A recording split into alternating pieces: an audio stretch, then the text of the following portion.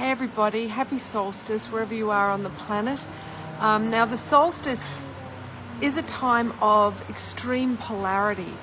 So the closer you are to the magnetic poles, the more you're likely to feel either extremely high today if you're in the northern hemisphere, or extremely low if you're in the southern hemisphere. I'm coming at you from Bali, just 6 degrees south of the equator, so this is where things are more balanced, hence we tend to gravitate towards the equator for our holidays. So it can be a challenging time, the time of the solstice. So in the northern hemisphere, it's the day that is the longest, the lightest, brightest day. It's a day to let your light shine. If you're in the southern hemisphere, it's a day to go deep, really deep. And your unhealed, unprocessed wounds and darker thoughts and feelings may come up to be journeyed. So embrace them just as a mother would wrap her arms around a child with loving acceptance. So with that in mind, today's episode of Thank Goddess It's Friday, I'm going to be speaking about how to transcend duality, polarity, because when we polarize, that's when we experience basically hell on earth. Yeah, we experience internal imbalance, mentally, emotionally, physically, and energetically, and that then translates into conflict with people around us, karma drama. Whereas the way out of that is to activate our multiplicity. Okay, now with the sun moving through Gemini, Gemini is the sign of the alchemist, that helps us to activate all of our multi-facets.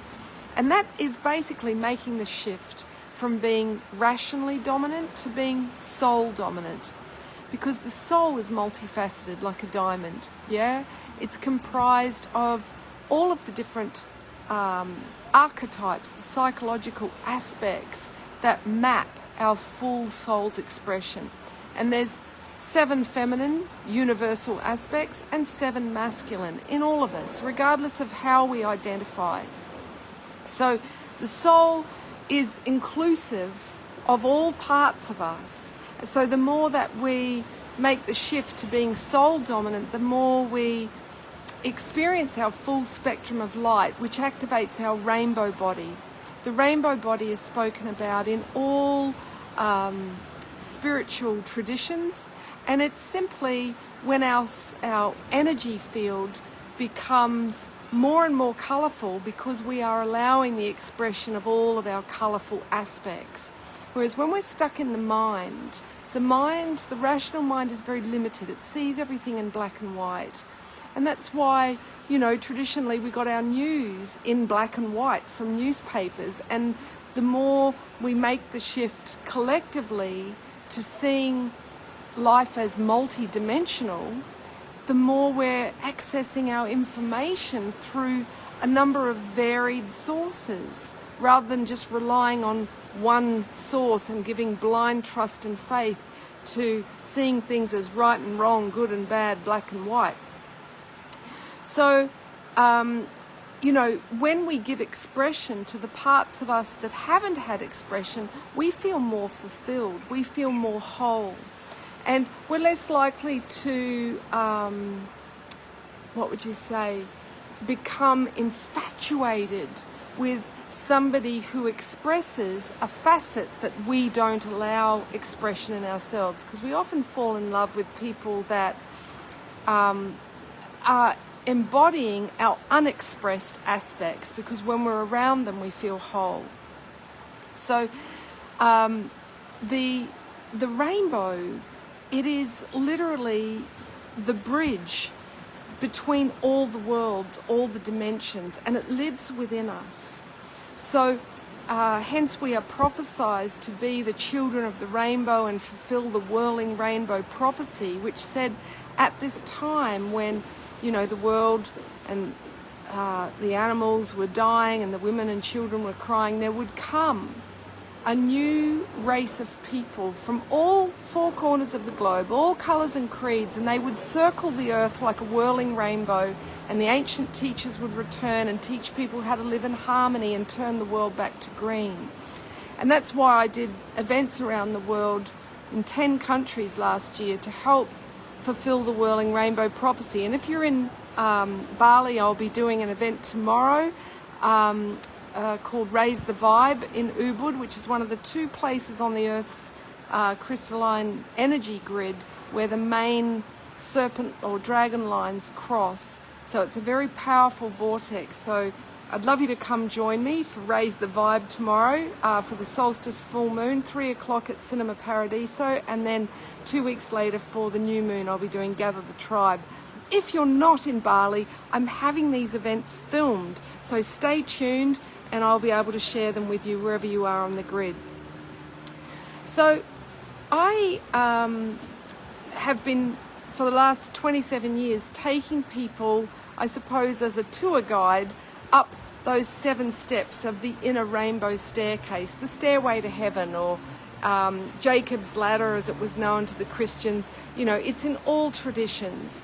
And I've done that by mapping the psyche, the 7 feminine and masculine archetypes that govern the chakras, because this is the safest way. When we consciously integrate all of these aspects of the soul, we can raise our energy and express the full spectrum of our light safely. Whereas if we do trance invoking practices that can activate our light suddenly, such as, you know, ecstatic dance or chanting, then we can experience what's called a psychotic episode or mania, where the energy rushes up to the crown without being sufficiently consciously integrated, and we can polarize between mania or depression. So it's very important that, you know, we understand the bioelectricity of the body, known as kundalini or serpent power, is treated with deep reverence and respect. We must ground the energy before we raise it, just like you need to ground household electricity for it to be safe. But we are living in exciting times. Yeah, more and more people are activating their rainbow body. And when we do that, we start to see life in a different way. And I'll explain what I mean by that. So 27 years ago, I had a Kundalini activation. And what that did was it evoked all of the unprocessed trauma to start coming out. And it was intense. And I was held by nature. I was in a hut living off grid in the forest on my own. And I was able to journey the intensity of all of the emotion and all the mental states that were coming up to be understood and integrated and purified through expression. And then I started helping other people to activate their Kundalini in a safe way, so that we get to that tipping point, if you will, where more and more people are soul dominant, and then the collective goes through a quantum shift in an instant where everybody moves out of fear into love. Interesting, we have a motor start as I say that. Funny. They're bringing a fishing boat in. So this is my last day in Ahmed, where I've been doing the video editing for my show Yantra. And I'm returning to Ubud for the rehearsals and then the preview. Now, Yantra is my fateful or fairy tale of how I activated my rainbow body through meeting the 7 facets of my feminine side of my soul. And this is something that I've guided women through for nearly 30 years. But the word fateful and fairy used to be interchangeable. And that's because fairy tales were teaching parables of the mystic feminine. They showed people the power of their choices. So in my fateful or fairy tale, I will be sharing the big turning points in my life, the big choices that I made, and how I slayed my fears to become more self-loving so that I could be more loving towards the world at large. So, I'd love you to join me. We're doing the preview here in Bali on the 22nd of July and then taking the show to Edinburgh on the 2nd of August for the Lionsgate through to the 10th of August. So I'll put details and a link in this post. And I'm very excited today I'm releasing the official video clip for the title track Yantra. And if all the tracks I've written them so that they are affirmations. They're intended to raise the vibe of the 7 different archetypes that govern those 7 major energy centers to help activate your rainbow light. And tomorrow, the whole soundtrack of the album will be released on all the streaming platforms, along with the video trailer for the show. So stay tuned for that. If you subscribe to me, you'll get that in your inbox. So, just to recap, the fastest way to know if you are giving full expression to your rainbow body is to look at your wardrobe. Is it dominated by one color? For instance, if it's black, this can denote that you've got more fear ruling you than self-acceptance and self-love, which is then projected outwards. So, when we're wearing a lot of dark colors, it's symbolic that we are experiencing darker emotional states, darker psychological states. And, we wear dark colors to protect us unconsciously. It's why people would wear black to a funeral, to protect themselves psychically from, the flotsam and jetsam in the etheric realm. So if you look at your wardrobe and you see one color as dominant, such as yellow, yellow is solar plexus, the lower mental body, then perhaps look at how you can encourage the expression of other selves through inviting more color into how you express yourself through your clothes. For instance, children's clothes are often very bright and colorful, and we feel happy, we feel playful when we wear lots of colors. So, when we have an awareness of that, you can look at your wardrobe each day and go, okay, I'm being drawn to wearing purple today, the color of the mystic, of wisdom, or orange, the color of joy and creativity, or pink, I feel soft, I want to be nurturing. And that can help us, give us a language of color, so that we understand if someone is wearing that color in the workplace, for instance, okay, that's how they're feeling today, and I can have some consideration for that. So, the rainbow bridge, when we awaken it, we start to see life in its multiplicity. For instance, I was in Germany in 2019, and a woman stopped me on the street because she could see auras, and she said that I had this huge rainbow aura, and that was a lovely validation. But I've also noticed that children and animals don't just look at me, but they kind of look around me a lot. They're seeing the etheric body. And last year in Morocco, I started to see the aura of the ocean, colors energetically above the ocean, and also around the sun, which is known as a sun dog, when you see the rainbow halo or aura around the sun. And this was a sign that we were getting close to fulfilling the whirling rainbow prophecy, when more and more people started seeing sun dogs.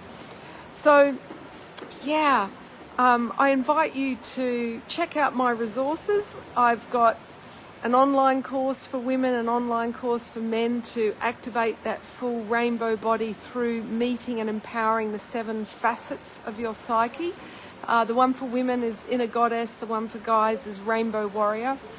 And also, I've got books that map the different aspects. There's the Inner Goddess Makeover, which also has a meditation album to meet the 7 feminine aspects, which is a tantric workbook for women. And for the guys, my first Sacred Union book, that maps both the masculine and the feminine archetypes, and gives you an image of what it's like when they're working in the negative or in the shadow, and what it is when we empower them and they're, allies for us. So I hope that's insightful and helpful for you on this day of polarity, to be able to transcend the dualistic mindset that contributes to war. If we're distressed by the war that's happening on the planet, the best thing we can do is heal polarity and inner conflict within ourselves, knowing that everything is interconnected in the quantum field. And while it can feel powerless to not be able to bring peace and affect positive change in the trouble spots, by taking responsibility for healing ourselves, we are contributing to the healing of the world's soul. So thanks so much for watching. If this resonates, you have my blessing to share it, and have a beautiful solstice wherever you are on the grid. Ciao for now.